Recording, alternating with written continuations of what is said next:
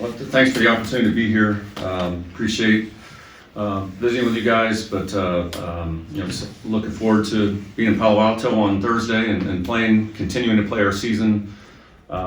This season in general, I would describe as in 3 words: leadership, growth, and reward. But proud of this group and one of the more rewarding teams to get to this point so far in the season, but still hungry at the same time. So.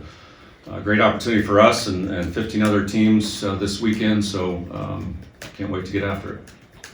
Questions? Momentum has been so big in your sport, and to be able to get those 2 sweeps, how big is that leading into heading out to Palo Alto?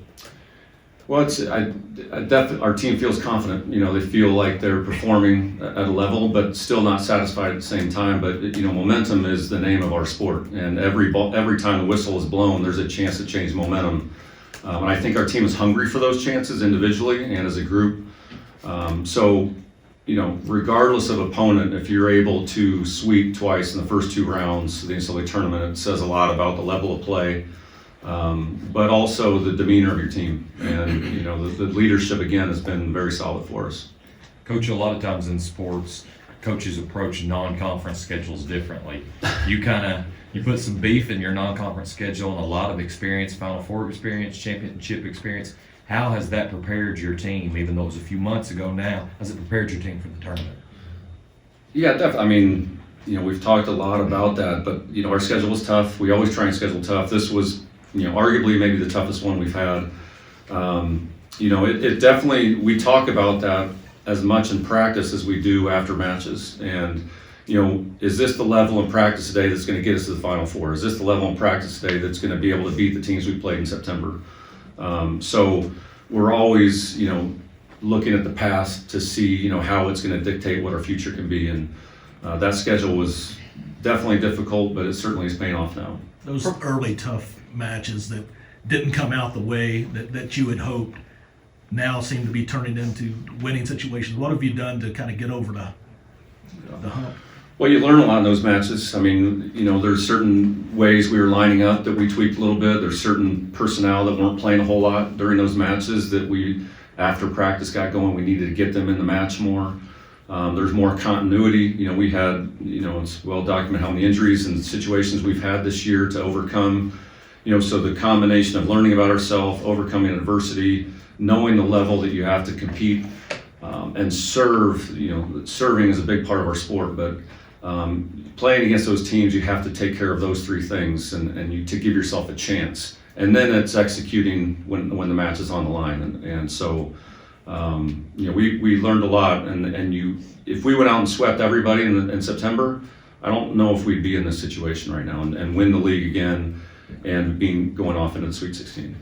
And you believed in this team since the beginning when we first met them, but when did you realize that this team was starting to finally turn that switch?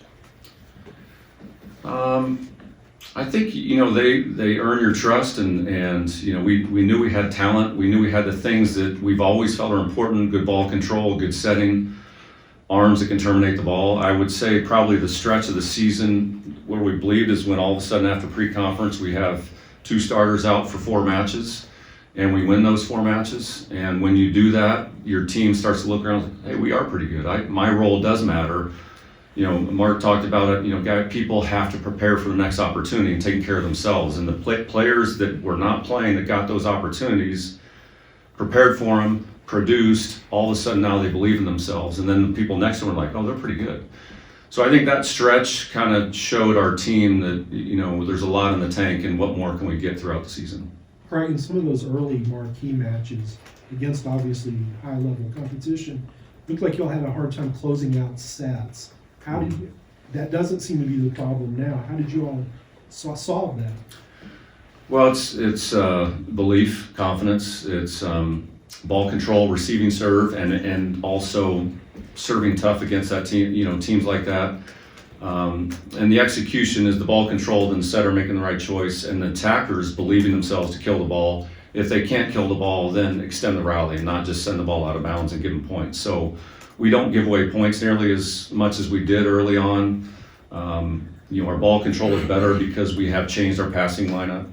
And Emma, you know, I think has grown a lot as a setter and understanding when and why to get the right person the ball at the right time. Craig, we all knew how important Emma and Ajani and Reagan were at the beginning of the year. Can you tell us a little bit about how some of the other people who might have stepped up and what you expect of them coming up? You know, it's there's a lot of people, and I thought about this on the way over here. One of my favorite quotes about leadership is, "Your action speaks so loudly, I can't hear what you're saying."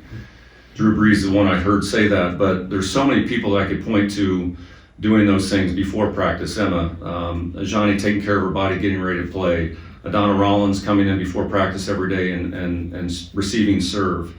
You know, Eleanor Bevan stepping up the last few weeks after not being recognized as an all-conference player when she had an all-conference level season. Erin Lamb working through her injuries and now performing a level that she hasn't played. You know, our competition in the middle spot, I make it go on and on.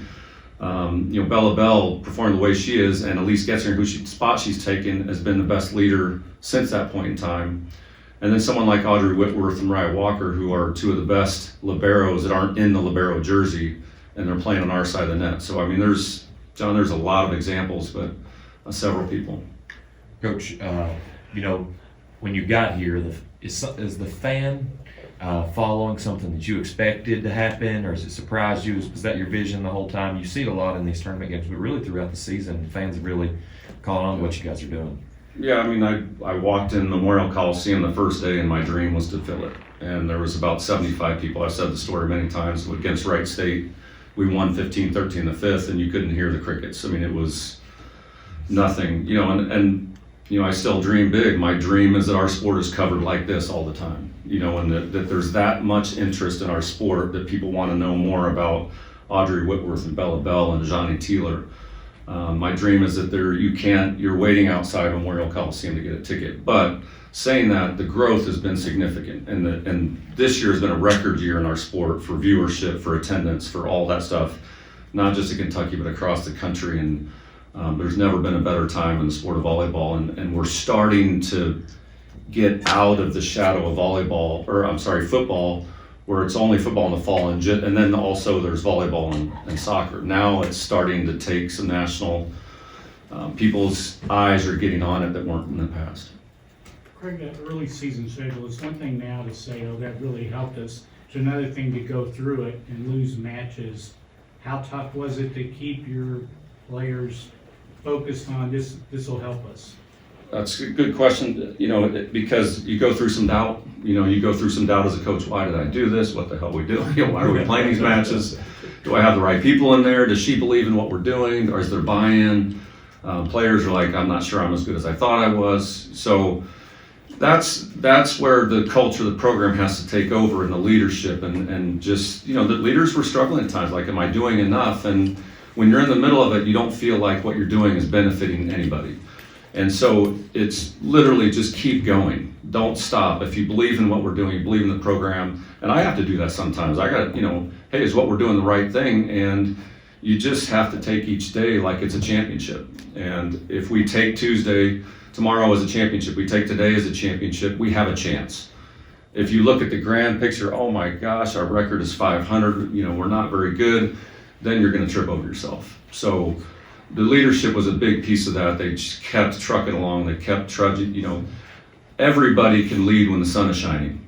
You know, I would say most people lead when the sun is shining, but when it's raining and cloudy, that's when true leaders emerge, and we've had several people do that this year.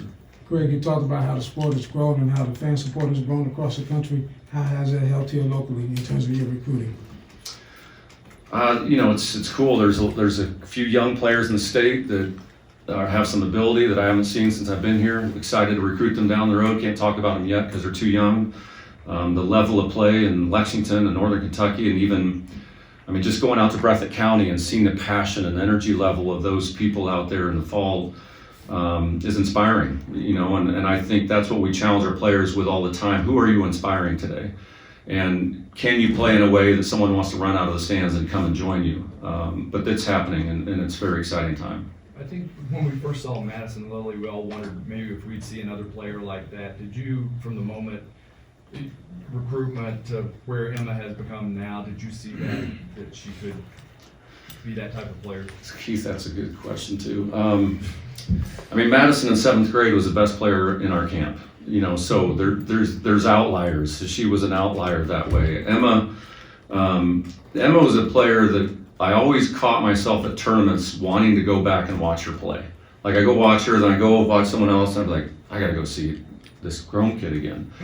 Because she doesn't have the stature that Madison Lily does. Madison Lily's, 5'11" or whatever, and Emma's 5'8", 5'9". Emma touched 9'11" though the other day. 9 feet 11 inches. That's pretty crazy for someone that height. But she is a baller, and that kid can do anything on the court. She can pass, she can hit, she can dig, she can block, which you wouldn't think because she can serve. And so maybe she was more of an acquired taste than instant. This kid is a step. But the job that she has done stepping into those shoes is remarkable, and the fact that she's even gotten better this year is another level of testament to her passion and desire to be a great player. Greg, what are your impressions of San Diego? San Diego is one of the best volleyball teams in the country right now. I mean, they play the game at an elite level. They don't make errors. They have a really good setter. Speaking of setters, Gabby Blossom, who transferred from Penn State, played with a teammate of Adana Rollins. They have a transfer from Indiana, Brianna Edwards, who's a great player, and Grace Frawling on the right side. I mean, everyone is good. They all do play the game well. They have great IQ of the game. So it's a tough match. I mean, very similar style in a way. We have good setting, good ball control. We don't make a whole lot of mistakes, so I think it's a good matchup. Greg, you are a national championship coach. There are only a couple other ones on campus, and yet you still are in the shadows. Do you feel like you're getting enough, maybe that's the wrong way to ask it, what would you like to see the administration do to help promote your program a little bit more? John, you're trying to get me in trouble.